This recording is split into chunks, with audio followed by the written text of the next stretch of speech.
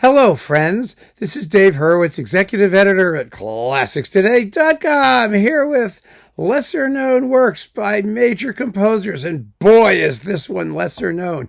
And it's shocking because it's a huge, major, important masterpiece. It really is. I'm not kidding.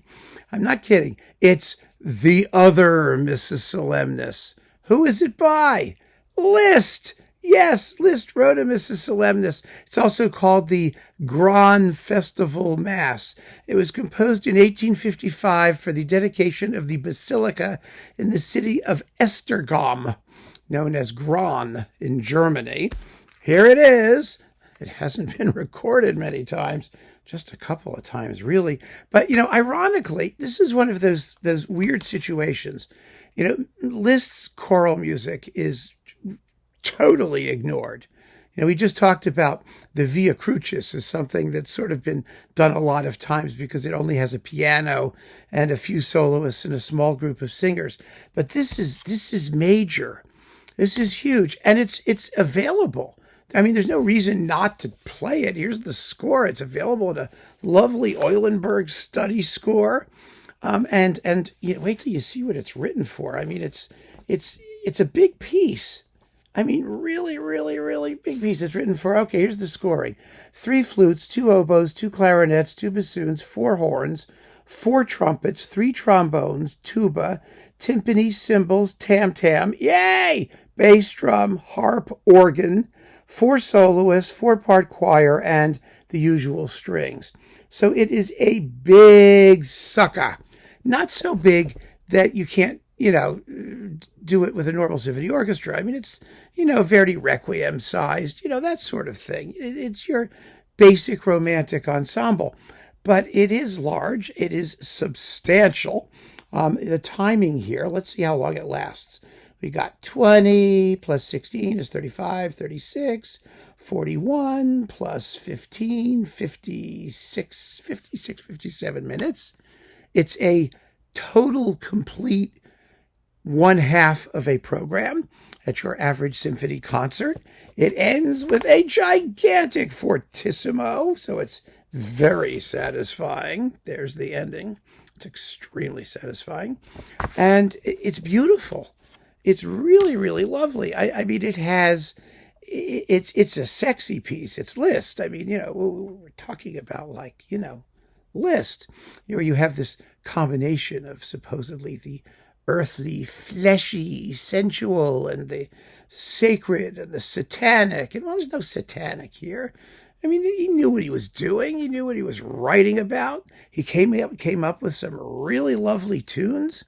It's written in cyclical form. It's got wonderfully anticipatory chromatic harmonies. Wagner owed a lot to this piece. It's really something special. One of the great choral works of the 19th century. I don't think there's any question about it. And it's as good as unknown. I mean, totally unknown. This recording on Hungariton is probably the only one that you can find.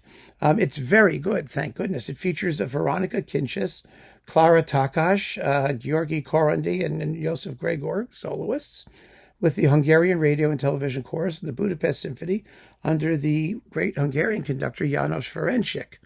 So it's very, very competent. Hungariton was the only label that was paying any attention to Liszt's choral works, and there are a lot of them. A substantial amount. I mean, there's the oratorios, there's a whole slew of masses and shorter choral pieces, all written for the Catholic liturgy. He was very serious about this stuff. And, the problem, of course, is that we don't take Liszt terribly seriously, even when he's being very serious. In fact, we take him least seriously. Pardon me, I'm having allergies. We take him least seriously when he's being most serious, quite often, because we just don't give him credit for having the taste and the discernment and the talent for approaching some of these, sacred topics with the appropriate solemnity and dignified demeanor and all of that rot. It's rot, because he certainly had the ability to do it, and he did do it. He did it in his own way. I mean, he was Liszt. You can't get away from the drama, the theatricality, any more than you can in Verdi's Requiem or Mozart's Requiem, for that matter. I mean, it's a magnificent piece of music that you really, really ought to get to know.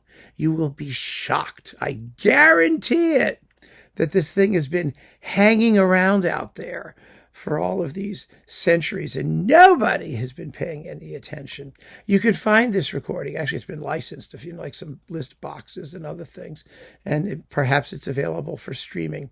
The title is a little bit complicated because it's often known as the Missa Solemnis, but it's also known as the Grand Festival Mass, or the Graner Mass in Germany.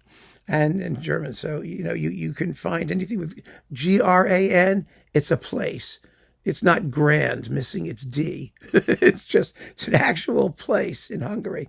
So give this a shot, for heaven's sake. What are you waiting for? If you care about great liturgical music, great sacred music from the 19th century that would work fabulously in concerts, baby, go for it and keep on listening. Take care.